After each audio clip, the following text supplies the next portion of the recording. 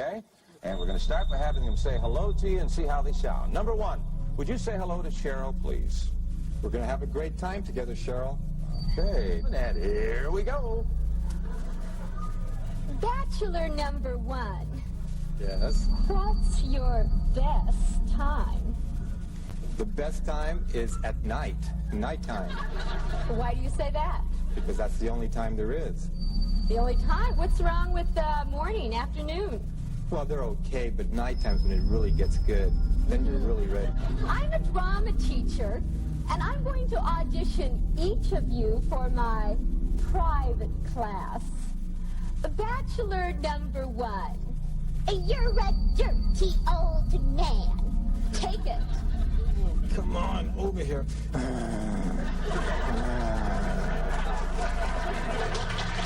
Oh, honey, we ought to go out and boogie. Really? Bachelor number one. I am serving you for dinner. Oh, What are you called, and what do you look like? I'm called the banana, and I look really good. Rodney James Alcala was born August 23, 1943. He's a convicted rapist and serial killer who was sentenced to death in California in 2010 for 5 murders committed between 1977 and 1979, though he is thought to be responsible for others. He is sometimes labeled the dating game killer due to his 1978 appearance on the American television show The Dating Game, in the very midst of his murder spree. Alcala is also noted for exceptional demonstrations of cruelty. Prosecutors say he toyed with his victims, strangling them until they lost consciousness, then waiting until he revived, sometimes repeating this process several times before finally killing them. Investigators have found a collection of hundreds of photos of women and teenage boys photographed by Alcala and speculate that he could be responsible for many more murders in California. He is also the suspect in at least 2 unsolved murders in New York. Authorities have compared him to Ted Bundy and fear that, as evidence continues to mount, he may prove to be one of the most prolific serial killers in American history. There you go. Like Raymond said, so cringy. Yeah, he is cringy. It's definitely cringy. Yeah, and he's cringy, so it's appropriate. Yeah, Yeah. because he's definitely cringy. and yes, thank you, Shay. Provided us a lot of good videos to take a look at and other things. So thank you, Shay, for your input there. And Yep. Krabby, no, you're not late. We just started. So Yep, we just got it going. So welcome, murder minions. Yeah. yes, hello to the murder minions. Well, this is a very interesting one, Jay.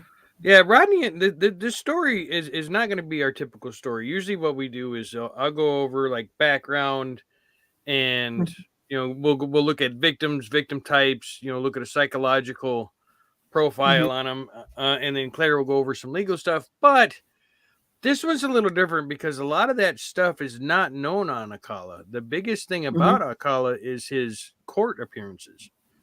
Yeah, And the things he did with his court stuff. Yeah, he did 101 crazy. He laid out the plan for Letitia Stosh. I'll tell you that. So you just it's good.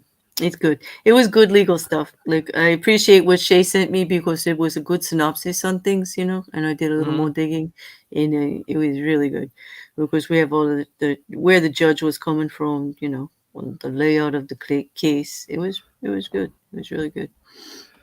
So, might as well get right into it here with Rodney. Yeah. I do have some background stuff and some stuff to talk about, but like I said, the most important stuff is going to be the trial stuff. So, so let's see. Okay. So Rodney Alcala was born Rodrigo Jacques Alcala Burquar in Texas in 1943. His father, Raul Alcala Bacar, abandoned the family when he was young.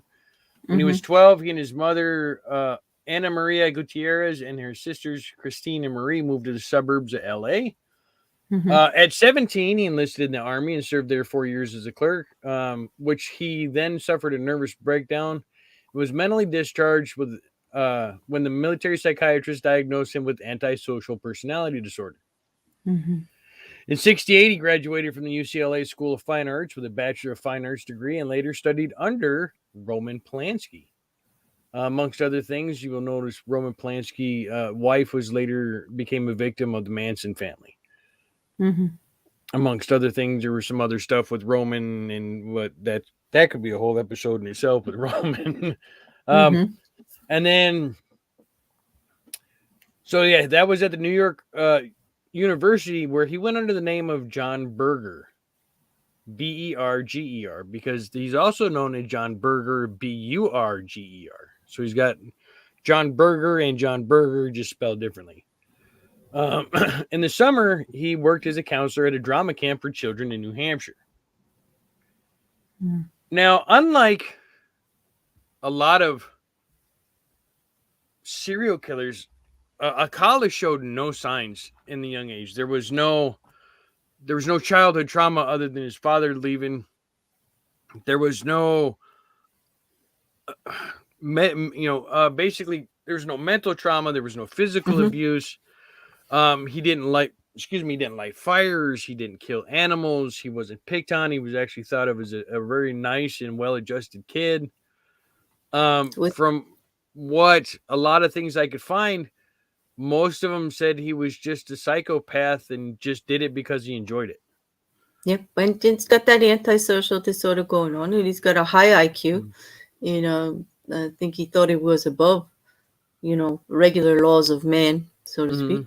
They didn't apply to him. So yeah, it's interesting. You're right, like psychopath. Well, so no warning. Yeah, there's no warning. There was nothing saying that he was going to turn out the way he turned out. And it's one of the things I've always thought, because you hear a lot of people talk about serial killers are born or serial killers are made. I still believe there are some serial killers that will just end up doing it because at some point they just go, let's try it, and they like it. Well, isn't that a made serial killer? Yeah. It's well. Would that be a born one? Like the idea is there, like the capability is there, but he's not expressing it yet, or is that made because he just got to a point in his life where things weren't thrilling anymore, and he's got to go for something more exciting? It could be more like that. But I think more like, and it's funny because you see it in a lot of shows like Criminal Minds and stuff, where they call it the psychological trigger. Just all of a sudden, bang! Now he's out killing people. So there might be some type of thing like that, but that is something I haven't delved in to look at yet, to see if that's an actual legit phenomenon. But with the Alcala's case, that kind of seems to be what happened here. He just kind of some kind of trigger, and then that was it. Yeah. Well, he didn't get the date. Well, we'll get into the dating game here in a little bit. I'm sorry, Jay. Let me derail you. No, that's all right. So, pardon me. Alcala's first known victim was 8-year-old girl named Tali Shapiro, whom he abducted as she was on her way to school. He lured her in his car. A witness followed him back to his apartment on De Longpre Avenue and called the police. By the time they had arrived, Alcala had struck Shapiro with a steel rod and had raped her. When they knocked on the door, he had escaped out the back and evaded arrest. He was then placed on the FBI's 10 most wanted list. Though badly injured, Shapiro survived. He fled to the East Coast and enrolled in NYU. Tali's family moved to Mexico, which causes a little bit of problems when we get into the legal part of it.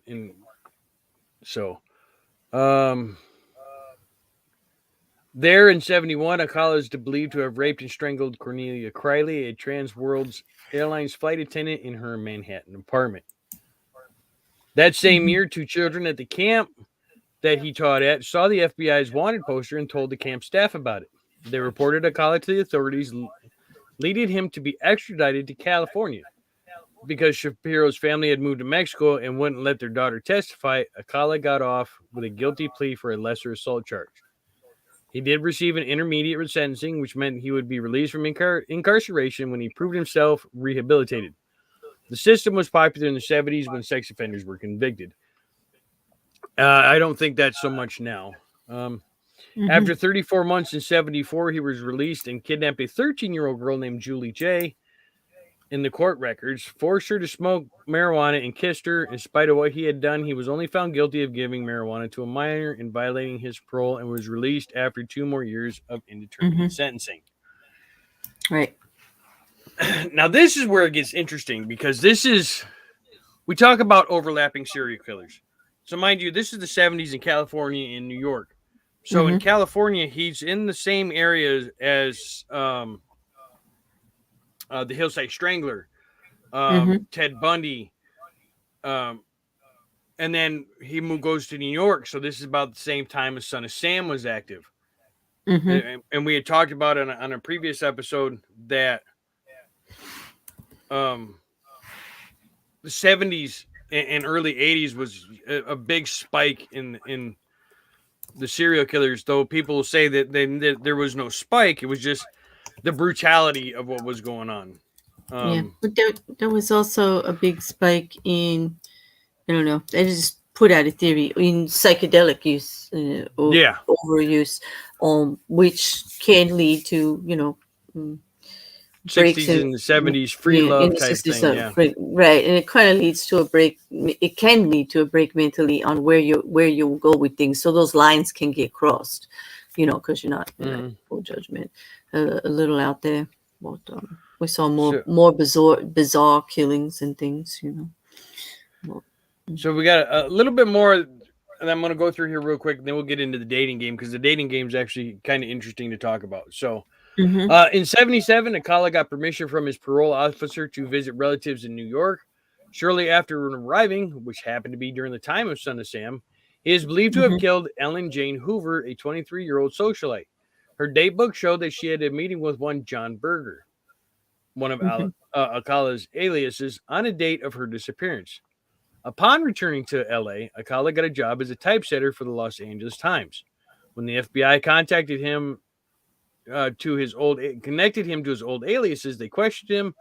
He confessed that he knew Hover, Hover, but denied committing the murder. Since her body hadn't been found, he was let go. But he was also questioned at that time, since he was a convicted sex offender in the connection with the Hillside Strangler investigation.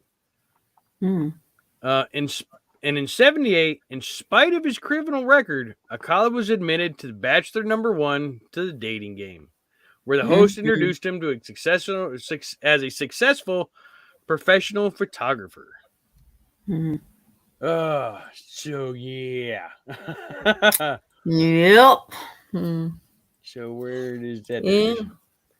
He's just he's. I do want to take this opportunity to say hi to everybody that has popped in the chat. Commentary Kelly, Whispers of Thought, always grateful. Thank you for showing up. Suck at the Pickle. Hey, Pickle.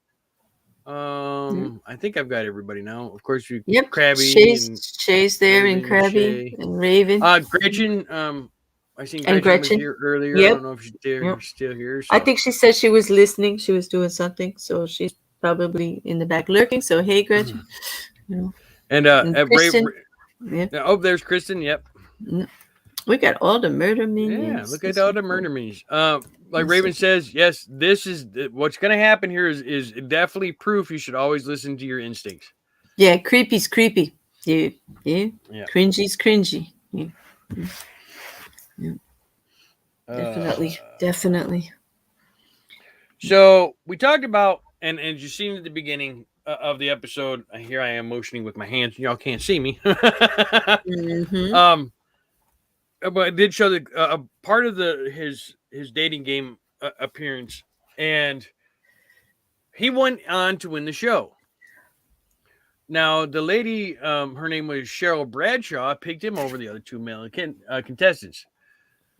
While no one except Rodney knew at this time, at this point, he had already murdered at least 4 women and had served time for raping an 8-year-old. So when Bradshaw finally saw Alcala face to face and began talking to him backstage, her instincts kicked in and told her to never, ever, ever go on a date with Alcala. Her instincts probably saved her life. Now, this is a quote from Miss Bradshaw. She said, "I started to feel ill. He was acting really creepy. I turned down his offer. I didn't want to see him again. He was quiet, but at the same time would interrupt and impose when he felt like it. It became very unlikable and rude and imposing, as though he was trying to intimidate. I wound up not only not liking this guy, he was a standout creepy guy in my life." And over the next 9 months, probably spurned by her rejections, is what they estimate, Alcala would go on to murder at least 3 more women. So that's definitely one of those, like Raven said, trust your instincts. Yep, definitely. I can imagine the kind of vibe he gave off. In all of this, like he was a photographer, yeah. Jay? Oh yeah, He had exposure thousands because they were actually using them to try to see if there were more victims. Yeah, People missing. Yeah, I think they out of the hundreds that they found, they only could release like 120 of them because the rest of them were too explicit. And we're not talking like crime scene type things, but these were there were nude photographs, explicit type like that. They weren't like bodies of dead people or stuff like that. No, and they were young. So some of them were quite young, and it was it was a big mess. There could be more, but they only have them on these 4. So let's get into how he got caught. Because this is kind of interesting, because this will lead us into Claire's portion of the show where she'll start going over the legal stuff. So, okay. In 79, right? Like after. Yeah, we'll get there in just a second.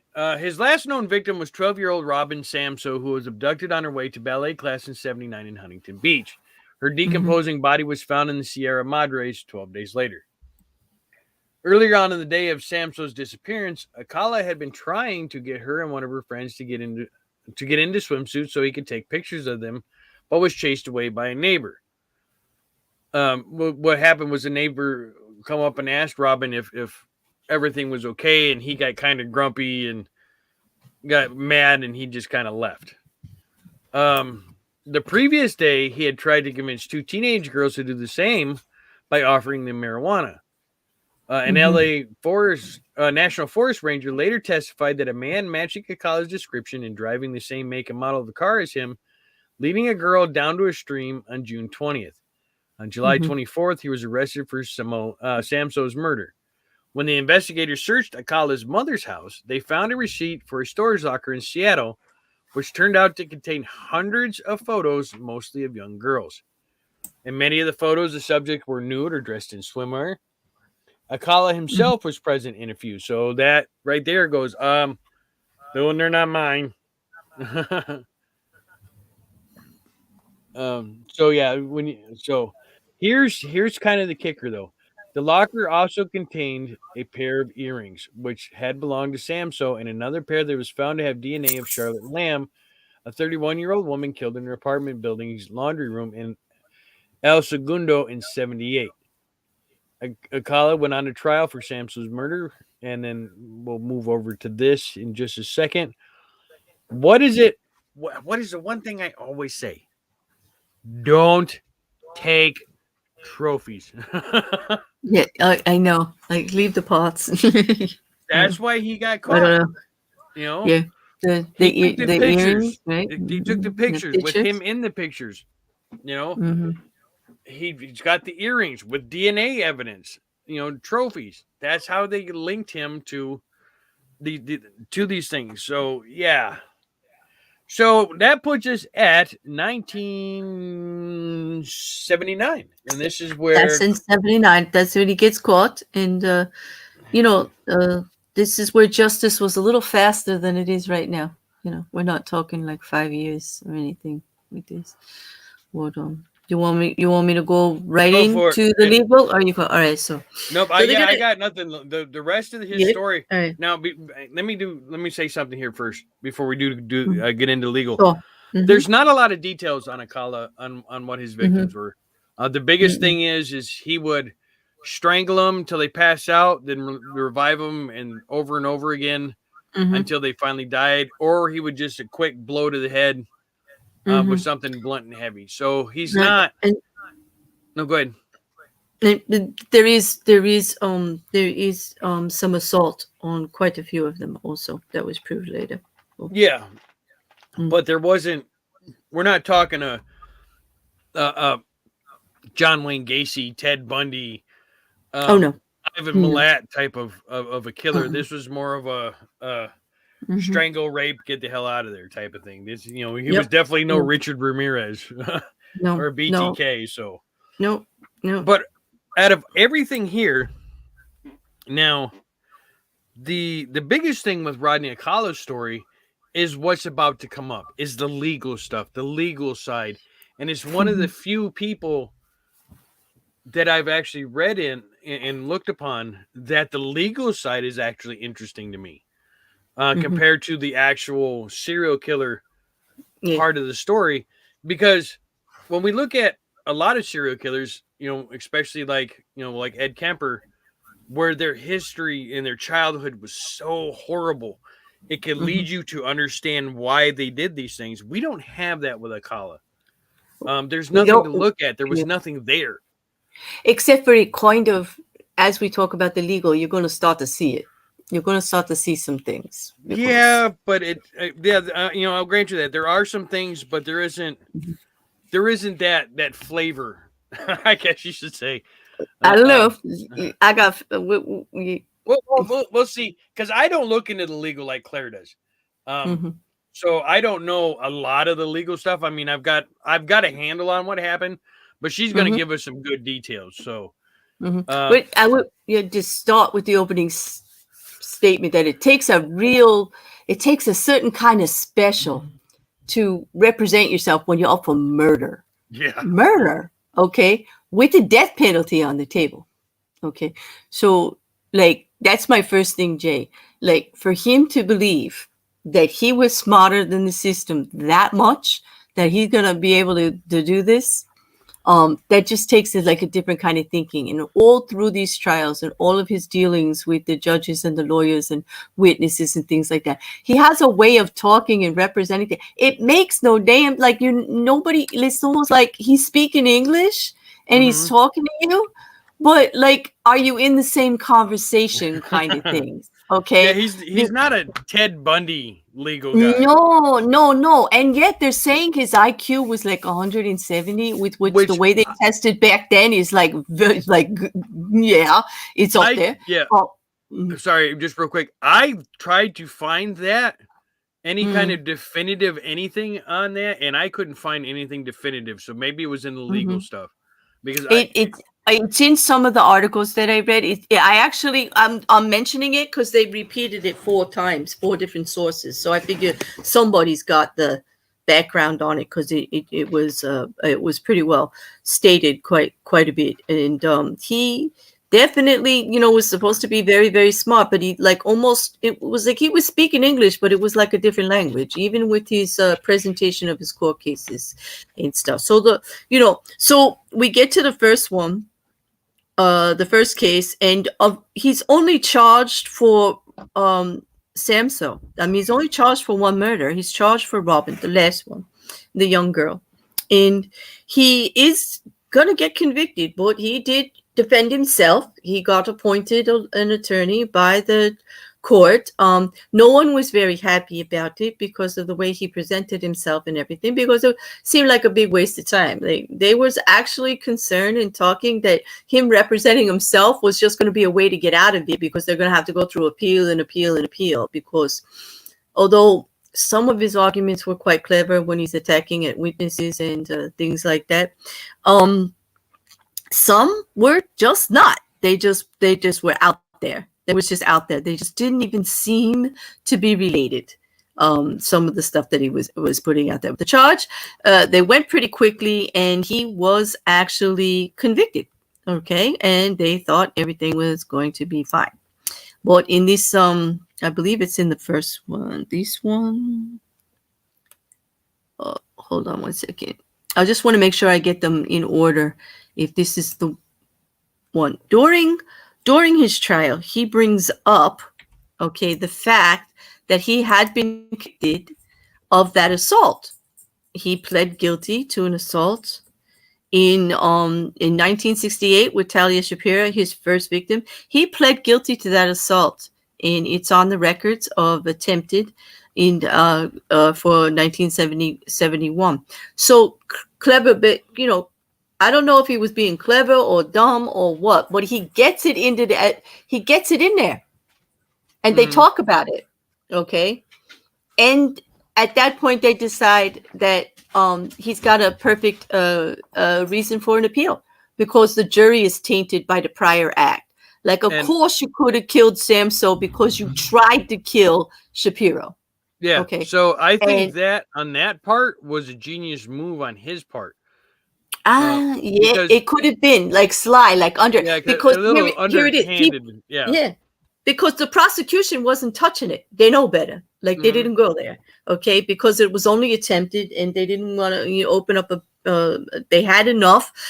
There is evidence on all of this. I mean, there is a lot. He got convicted solidly every single time because the evidence is great. Okay, even back then when they didn't have like DNA, like they weren't matching DNA at the first trial. Or to say but they had enough. They had witnesses. They had his own statements. Jay. Yeah. He kind of did himself in. This is where I'm like, are you that smart? Or like, do you just think it's not really that he's that smart, it's that he thinks he's that clever. Like he's not gonna get caught. He can stay and do whatever he wants.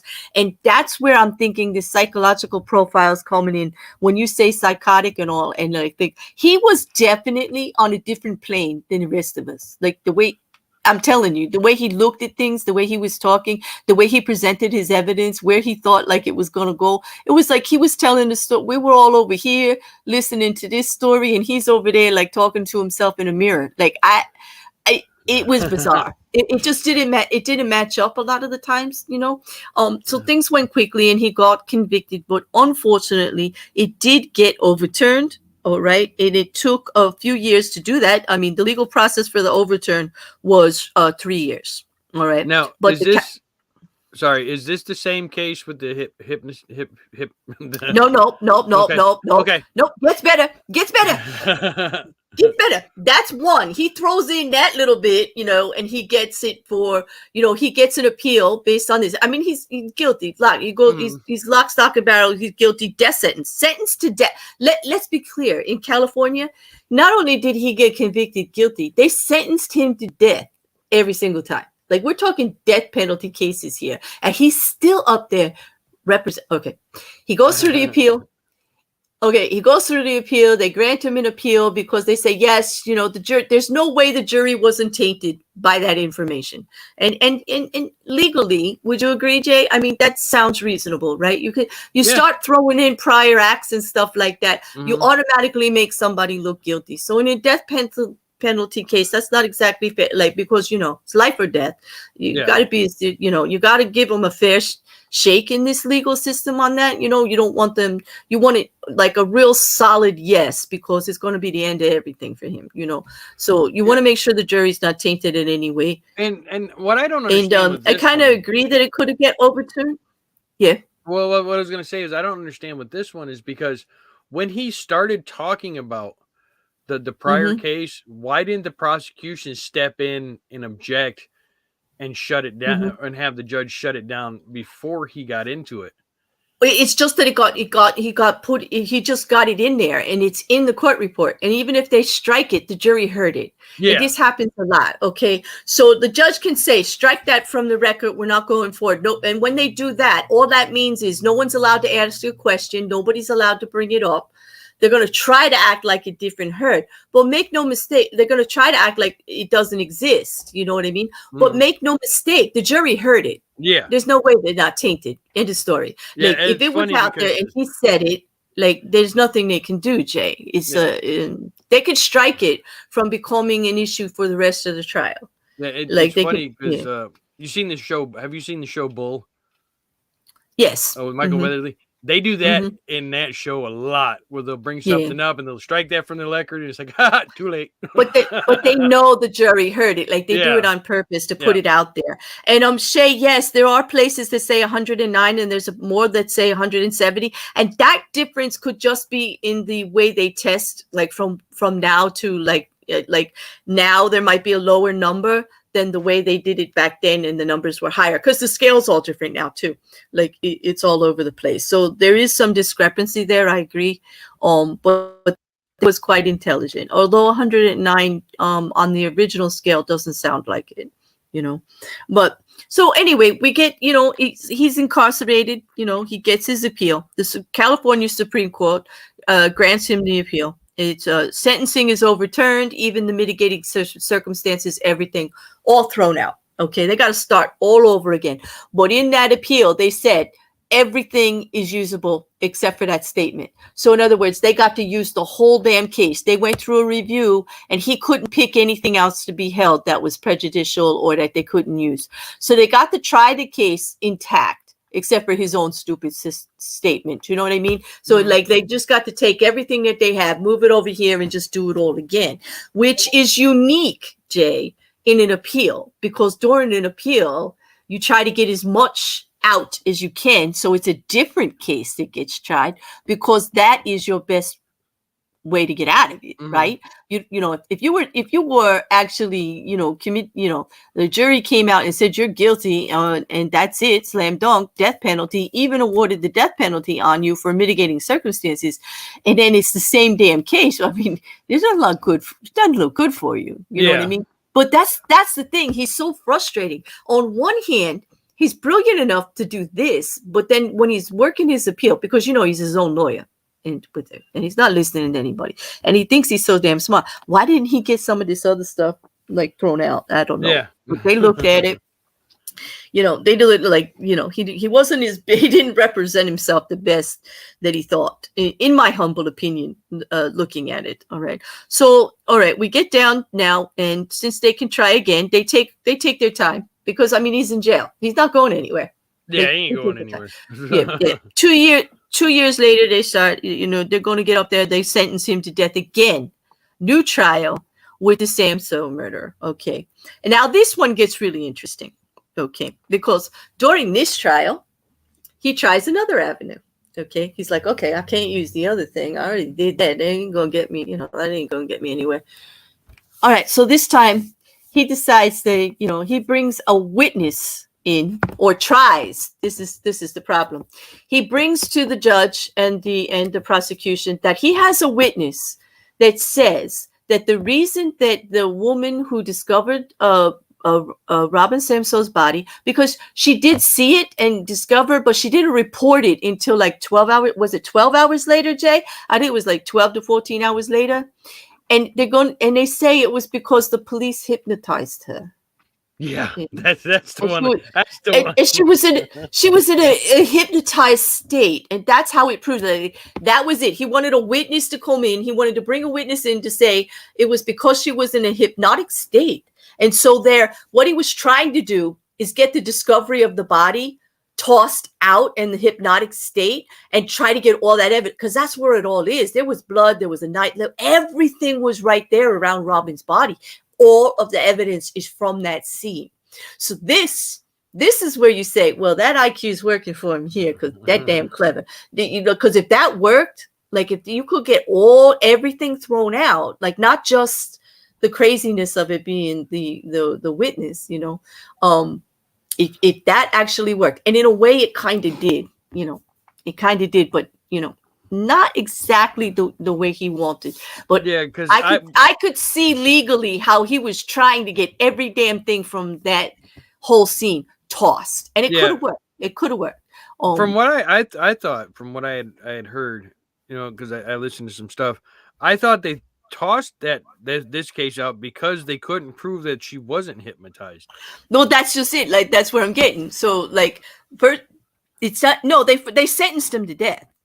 They did. They sentenced him, but then he appealed again, and it was overturned by the United States Courts of Appeal in the Ninth Circuit in California because there was no way to prove she wasn't hypnotized. there you go. And therefore, it opened up this quagmire is that evidence submissible or not? If she was saying, okay, like, did it happen? Did it not happen? Like, is she hypnotized or not hypnotized? And is the evidence tainted or not? So they had to start all over again because they were like, they couldn't even decide whether all of the evidence was submissible or not. And without the evidence, of course, he can't be the jury can't see it and therefore cannot say he's guilty.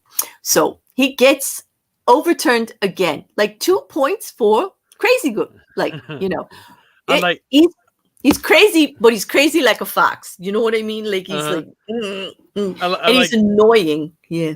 I like Pickle's comment. Is Stouch taking notes from him? I think so. That's what I said. I said this guy held the class in obstruction 101, and Stouch has the book. And like, after the number 2, and before it gets overturned, while he's waiting for his appeal process, he writes a book called "You, the Jury."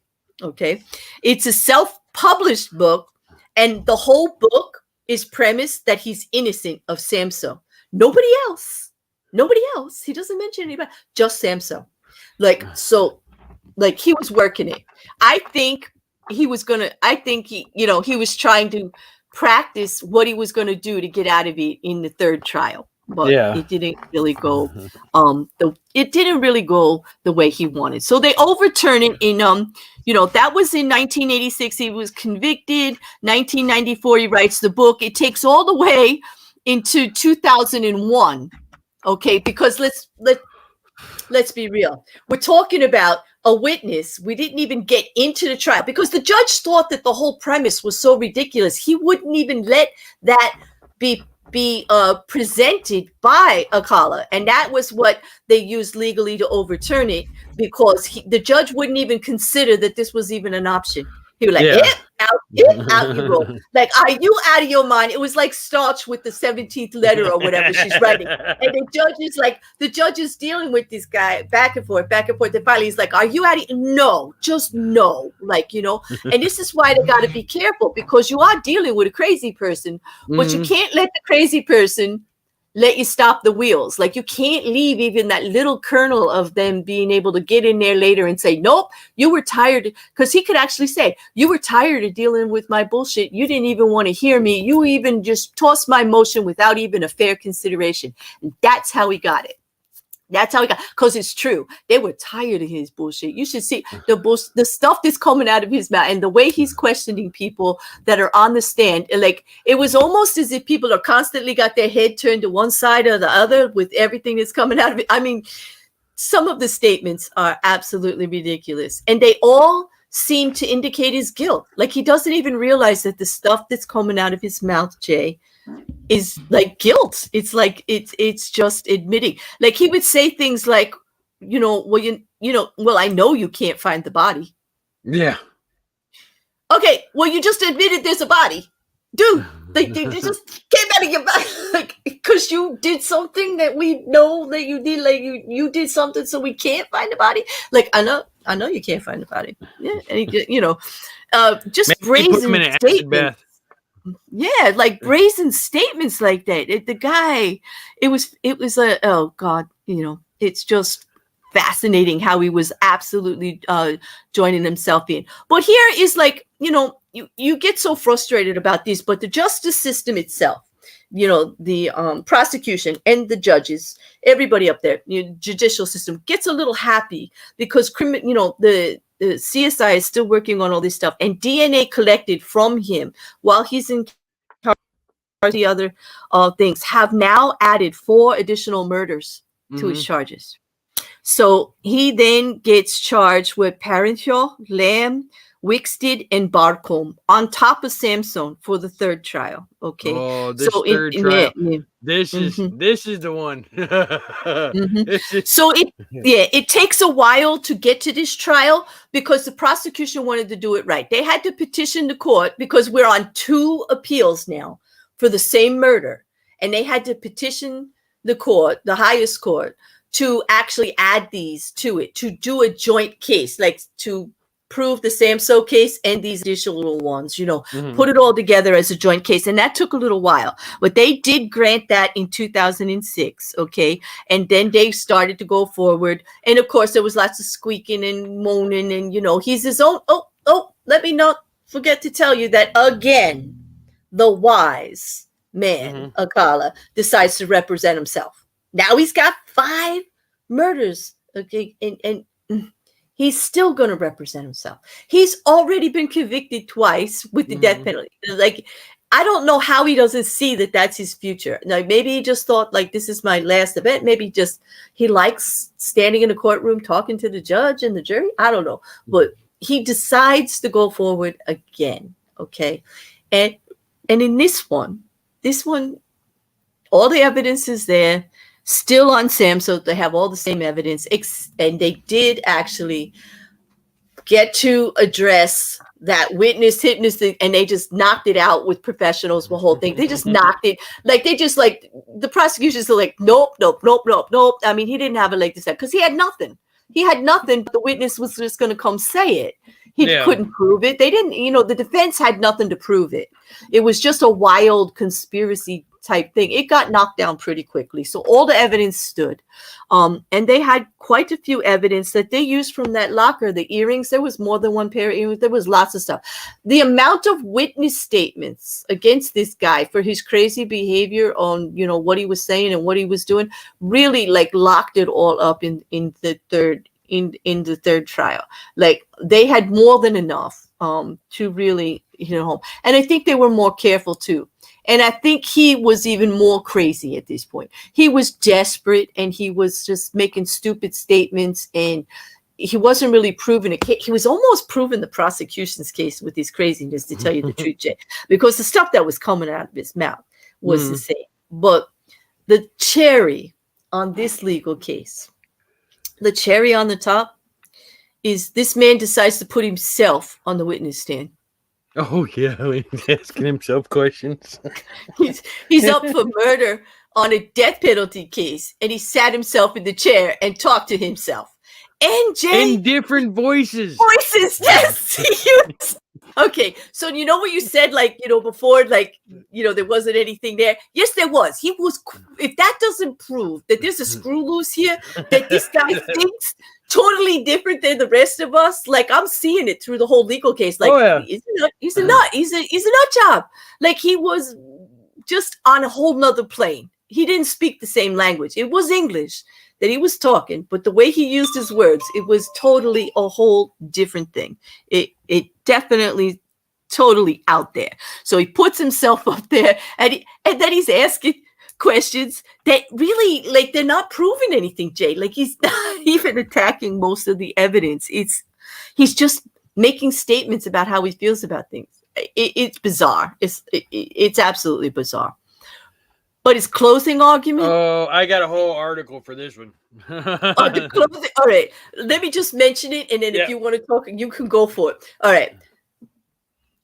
Although him putting himself on the stand was the cherry. Okay, Sundays they always have whipped cream, right? You got to just take it that extra step.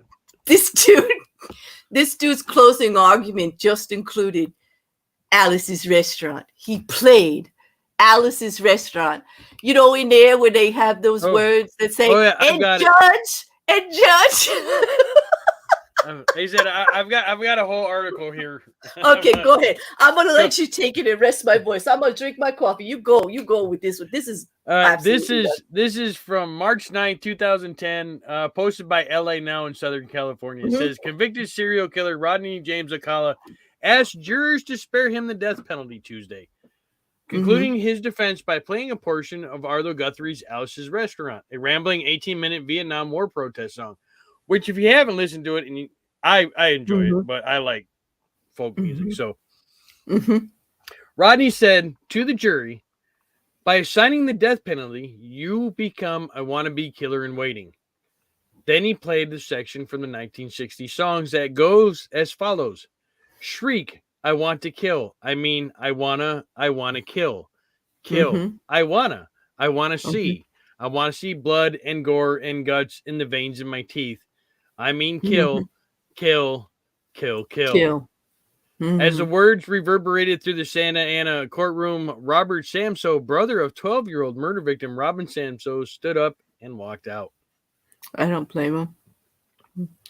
This guy was crazy. Yeah, I mean, if you're gonna play something in defense, you don't play that part of Alice's restaurant. Nope. And there's that part that goes, Judge, I just want to kill. Like there's that last part there. Yeah. Raven asked, you didn't get the video? No, I didn't think about it. I remembered to get the article talking about it, but I did not remember to grab the video portion of it.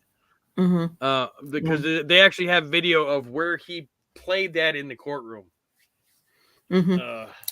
Yep. And he thought, and you could tell by when he did it, the way he was talking to the jury, he actually thought that was going to make the jury think that by convicting him, they were actually killers, and this was what they were thinking. But when they heard that, they were like, no, dude, we see you. Like, you were just up there on the stand talking to yourself in two different voices, answering. Like, back and forth. Like, no, dude, miss the mark. Like, you missed me with that. Right over, did not go the way that he thought. I think like I said, the whole case, everybody's sitting there and he talks and your head just turns to the side a little bit, like, did he say that? Is he doing that? Like, it's bizarre. He's not doing himself any favors, but anyway, no surprise. He gets convicted again, only this time it's for all of them. He gets convicted on all those murders. Okay. And he goes away for life plus. Okay. He's never getting out. That's it. All right. I don't know what he's doing there in 2010, with his third conviction and what he's thinking about. But he pissed off the legal system. Like, they're not done with him, Jay. They're not done with him because they're still gathering evidence. And now they finally, you remember those two murders from the beginning you talked about, like, after Shapiro? There was Creeley and Hoover. I think it's Hoover. They didn't get anything on them, but now they have stuff. Now they have enough. So while he's sitting in jail, 2 years after a year after his conviction, he gets indicted on those two murders also. But surprise, I think he woke up. Either that or he decided he liked the food there. Maybe he liked the food. Maybe he found the library, something. He decided not to appeal. And when these two murders came up, he pled guilty and he got sentenced to an additional 25 years to life for both murders. So he's like, he never ever getting out on anything. But at least he did not get the death penalty. He has the death penalty for the other murders, but on these he only got sentenced to life. Okay. And he was on death row all that time for 10 years. They did not sentence. California is going back and forth with this death penalty. You could get sentenced for death, but people just been housed on death row for a really long time. 10 years finally go by. And he doesn't appeal. I don't know if he was reading legal documents or whatever, or, how he was entertaining himself. He's crazy as a loon. But he actually died on death row of natural causes, they said. He just went, Yep, he died in prison in 2021. Yes, he did, Raven. Yep, he did. Yeah. And Shay, I agree. It was that closing argument. Alice's restaurant put the nail right in that coffin. Yeah. I mean, the way he just rambled about it too, like he went on. There was more than just playing of it. He was rambling on about. So it was. His closing argument went for just over 2 hours, and it was all just rambling. It was just dropping little things like he doesn't, he doesn't realize the stuff that he says is actually, making him look guiltier. All of this stuff he says about not finding bodies because he was clever and, this, that, and the other thing. Like it wasn't good. Like stuff came out of his mouth that actually made them think worse and worse of him. So, my advice, people out there, I'm not legal, I'm not paralegal, lawyer or anything like that. I'm not even a court reporter.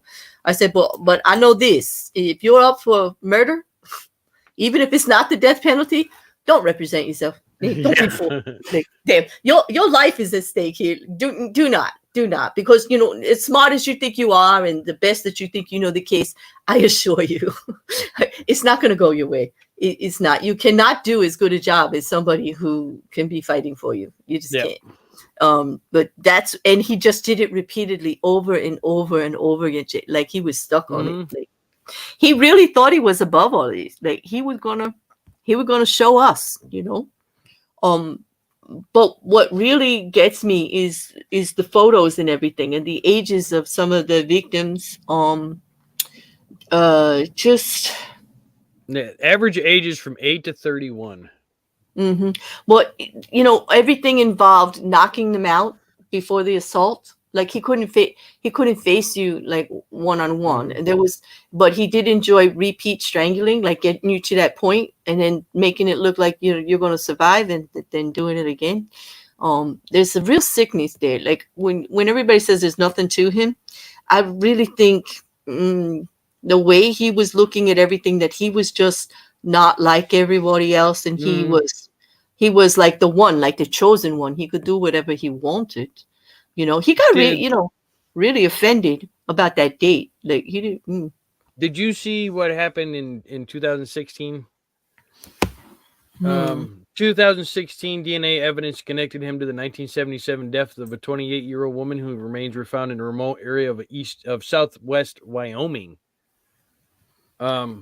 Yeah, but they never got to actually bring the charges on that. He was too ill to face the trial, and the woman was 6 months pregnant. So they could have got him for 2. They got him for the other 2, and he had already pled. So I think they may have made a good choice there, because the waste of the waste of money and everything on it. I mean, unless he was just going to come and plead. I mean, he probably would have pled anyway, But I think they were waiting for more. Like, people were coming forward because they were publishing these pictures, and people were coming forward saying, yes, they were assault victims, but not. He didn't. Obviously, they're still alive, so he didn't kill them. But that also, people were coming forward with the names of missing, that they were in the pictures, and they have never seen these people again. And so there was more. Like, that's why the case stayed open. Even though they got him on the one murder, they were still on him because of these photos for all of that time. Or 20 years? Almost, right? 68 to 79. Okay, so no, the time that he was prosecuted. They were still investigating him. Yeah, they're still investigating him the whole time from when they get him for the first murder, because of those photos, because of the amount of potential victims and how he did it. They knew everyone that he took a picture of was a potential victim. This is how this is it. That's why he was taking the pictures. Right. Of the 120 photos that the police were able to release, I think 28 of them have been identified. And most of them are alive. I think there was maybe 1 or 2 that weren't. Right. So no, go ahead, because I've got one thing I want to finish up here, but you go ahead if you got something. No, just that the way what really disturbed me is the way he toyed with them. He's videographing them. He's putting himself in their own pictures. He's doing all of this, but he toyed with his actual victims.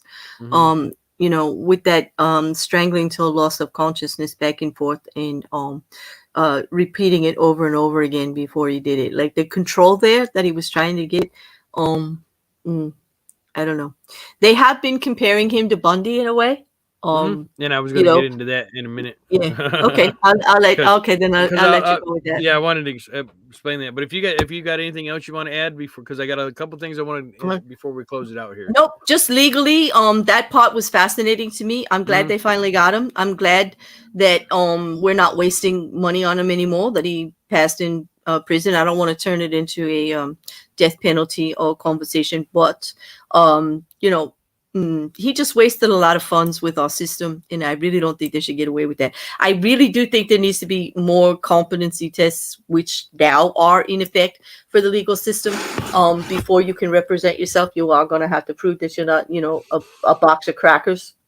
because so Yeah. you can't do this kind of shit. Like, but he Uh, was actually kind of crafty. So Yeah, Raven said taking the photos was to feel out the situation and to make them feel comfortable. Absolutely. Yeah, but even Um, even with that, he was exercising some type of control over them. A mhm. lot of those pictures are naked. Some of them you can see they're like a little uncomfortable, and then they get comfortable. Like, Yeah. it's, yeah, he was on. So I want to talk a couple things here. So the actual criminal charges brought upon Rodney Alcala was 1 count of battery, 1 count of Mm-hmm, kidnapping, violation of probation, 2 counts of rape, 1 count of providing cannabis to a minor, and then 5 counts of first-degree murder. And those He are all the years because the cannabis Yeah, happened well yeah. before the murder trials. These were all the criminal charges brought against him. He was Mm-hmm, sentenced. He got 3 convictions for the death penalty. mm-hmm, Now the number of victims ranges 7 to 12 plus, with 1 attempted and 2 raped. Now the mm-hmm, reason they compare him to Bundy is because we know Bundy killed 30 people.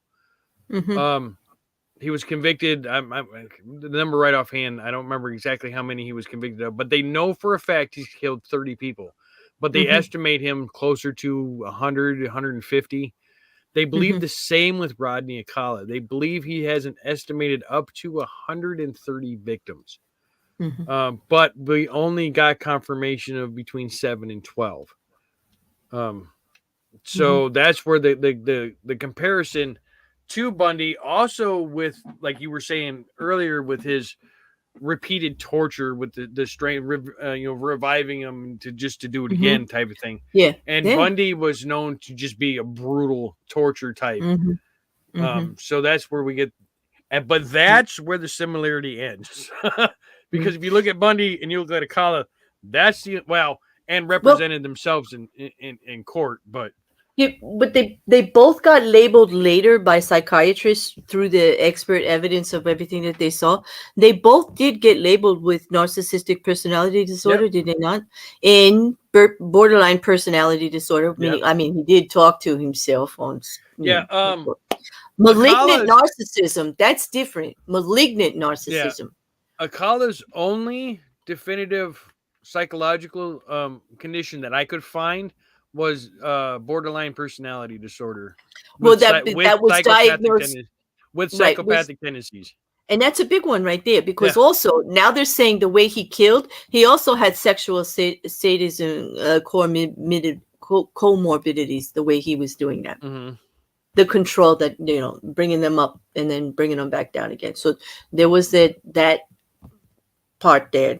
But this is all after the fact. Like as they look at the cases afterward, these aren't done by a detailed analysis by one psychiatrist to give them like a whole smorgasbord. Yeah. This is a whole bunch of different psychiatrists weighing in afterwards on the behavioral unit, to try to bring more light to like this type of murder or this type of case that happened. So it was all after the fact, His the pathology they have on him, it was serial killer, serial rapist, pedophile, hebephile, ephibophile, and abductor. What's that? But what? Okay, so a That one. hebephile, we all know what a pedophile is. A hebephile is a person who is primarily attracted to adolescents or children who have at least started puberty and have signs of adult sexual Okay. All right. Okay. So it's a more classification. And ephibophile is a person who is primarily attracted to late or post-adolescents. So like teenagers, the girls. Yeah, or children who Young have gone girls? through puberty and advanced to signs of adult. Mm-hmm. Yeah. Okay. Basically, that means teenagers 16 to 19. The hebephile is 10 to 14. Okay. Well, I'm So sorry. I'm sorry. More. Pedophile is 10 to 14. Hebephile is 5 to 19. That goes Okay. in. Yeah. So. Yeah. So it's more of a classification of Yeah. pedophilia. Yeah, which I was not aware of until I started looking into this case. I didn't realize there was that many different. I'm like, well, I thought just a pedo was a pedo. Well, it still is, but Yeah. it's like. But So that was Rodney Alcala. that is, look at that, 1 hour on the, look at that on the button. If you are interested, hang on just a second. Sorry. If you are interested in more on the Rodney Alcala story, There are tons of videos on YouTube you can look up. Oh, there are. And I had some stuff on media. There's actually Netflix in 2021 announced a biographical film, Rodney and Cheryl, starring Anna Kendrick. It's going to come out, and it's going to be about Alcala's appearance on the dating game in the midst of his killing spree. And there's an older one out there from 2017, Investigative Discovery. Did one called The Dating Game Killer. You might be able to search that up. It's a biographical film, so it's going to have a lot about his life in it. You might find more details there. But, and Shay sent us a nice playlist of. She did that playlist. Shay, can Jay link that playlist down there for them? You know, I don't know if that's okay. I mean, I don't. If it's okay, it's up to you because it just goes to a list. You know, on a channel. But, so. We don't want to post it without permission.